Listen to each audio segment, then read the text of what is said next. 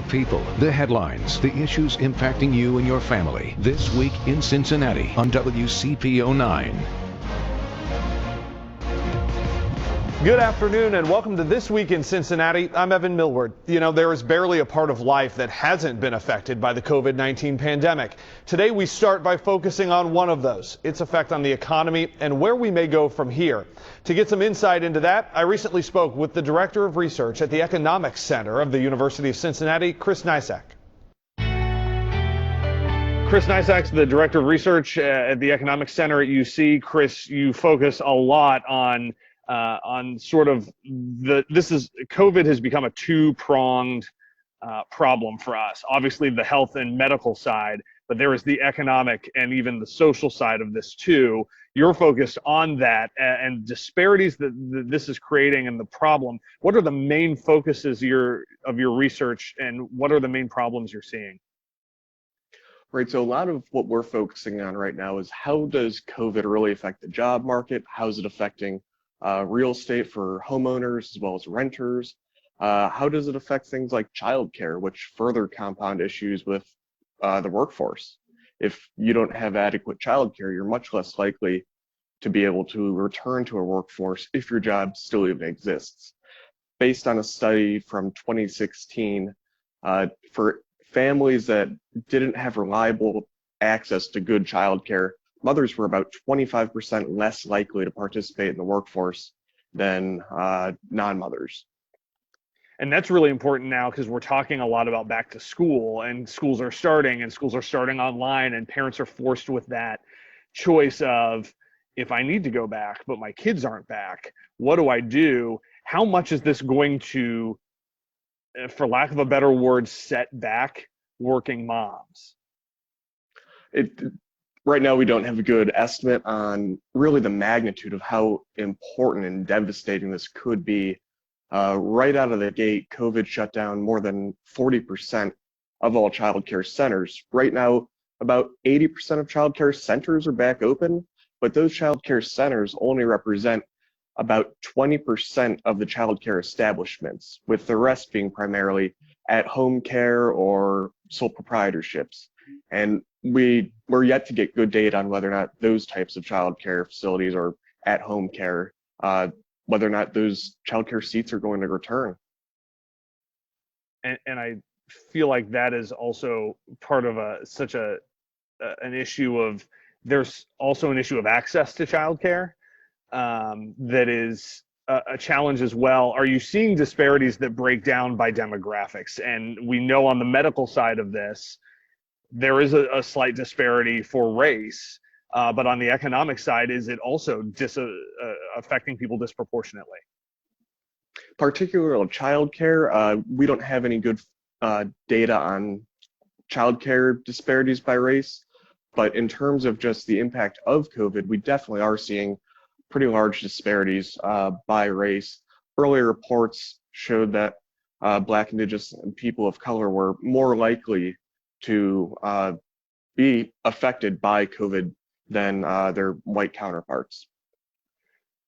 So people look at this and they say, this is taking the divide that already existed, economically in particular, and is your research showing what so many people have feared, and that this is really going to further that divide? You know, we've talked for years that there isn't much of a middle class left anymore, and it is either haves or have-nots. How much does this pull this apart, and how long do you think this goes on? Right now, it's a little too early to tell in terms of quantitatively. We don't just have the data yet, but when we look at things like home ownership and renting populations, again, our Black, Indigenous, and people of color are much more likely to be renters than homeowners. So when the eviction courts start opening back up, there's going to be a large disparity in who's getting evicted. If you're getting evicted, your child might have to move schools. Again, like you said, you might not be able to go back to work because your child's not going to school in person, or they might have to transfer schools. And that has long-lasting impacts on lifetime productivity as well. So the magnitude of how much COVID could be affecting us, I don't think it could really be understated in terms of the economic and social aspect. What have you found in doing this research? Obviously, this is research that is pretty young and pretty fresh because COVID is still really only a few months old for us. What has stood out to you? What surprised you about what you have found so far? If anything, I think one of the biggest takeaways is how quickly you really need to react as an economy, as well as in terms of policy, to get a grasp on something when you don't have good information on how long lasting it is, or whether or not it's going to affect a large amount of the population. So I think going into this, it was difficult to tell. I know just through conversations with colleagues and friends, in the beginning, we thought this might be a month shutdown, and now we're over 5 months. And you see some universities across the country that did reopen, they made it a week before they had to start shutting down again. So when we're putting so many people close together, and if people aren't following good safety guidelines, we might be seeing another 5 months. There's no way to tell. You know, UC's back to class Monday. Xavier and NKU went back a week prior to that. You mentioned something that was interesting, is that the notion of we all thought we'd be down for some weeks or maybe a month or two. One of the things we keep hearing on the economic side is from the Restaurant Association, particularly in Ohio, has said half the restaurants and bars in Ohio may never reopen, or at least might not survive long after reopening. I know that you're looking really more toward how this affects home life, but do you have any insights on the economics on the business side? Right, that first stimulus check of $1,200, I think that really kept households afloat in terms of their spending in the short term, but the majority of that money probably went to rent or a mortgage. So we didn't really see that it helping out our local bars, restaurants, or retail. The ongoing $600 per week, I would argue, that was kind of the lifeblood to keep a lot of our entertainment and accommodations establishments open. So it'll be interesting to see over the next few weeks, since that last stimulus check came out about 3 weeks ago, how people's spending patterns are really going to change. You know, you mentioned that, and I recently had a landlord tell me that they actually hadn't seen too much happen. They actually had some tenants who were paying back rent because of the stimulus check, but he described it as funny money. It's play money, it's monopoly money, and he said he really worried about what we were going to see in November, December into 2021 when there's no play money available. Yeah, I wouldn't characterize it so much as play money. I think a lot of households, they saw that as kind of the last lifeline that was available. If you are right above the poverty level, you don't receive, for example, supplemental nutritional assistance, then that $600, that could be the difference between going to bed hungry or being able to provide food for your family. And I think he meant play money in the sense of it was injecting things into the economy that were temporary. That if this didn't continue, it was that money is here and then goes away. I think it's probably what he meant by that. But yeah, do you worry that we get into later this year, early next year, and if there is no move from Congress on some further changes, which is something we keep watching in Washington right now, do you worry that the full gravity of the economic impact of this won't hit for a few months still? We're seeing some declines in retail activity at the county and state level already. And that's even based on the data that occurred during that $600 and following just after that $1,200. So even when families were receiving those benefits, spending was already on a downward trajectory. So I imagine over the next few months, if there's ongoing no support, that's only going to get worse. When This Week in Cincinnati returns, we take a closer look at the next 12 months and how the pandemic could make permanent changes in the economy.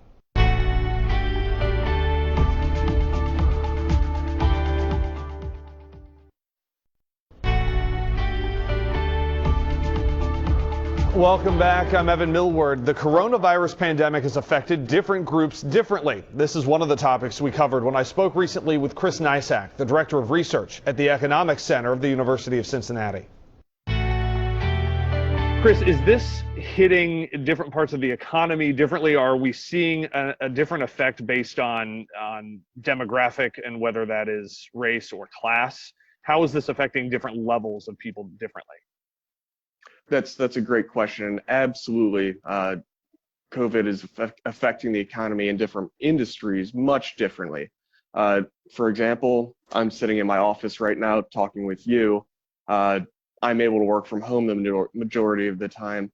However, if I was working in childcare, for example, or retail, it's pretty hard to run a retail service from your house if all of your product is at the store.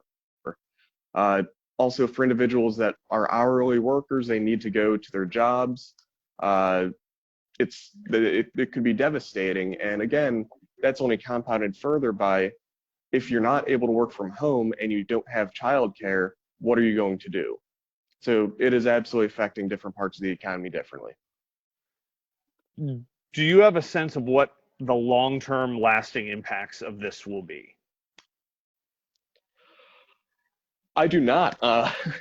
That's kind of it's a big question. tough one. It's a big question, certainly. Of course, it's going to have long-term implications on the economy. Before COVID, something that we often talked about was how does automation really affect the economy? And I think there are a few more questions that will need to be asked in the future.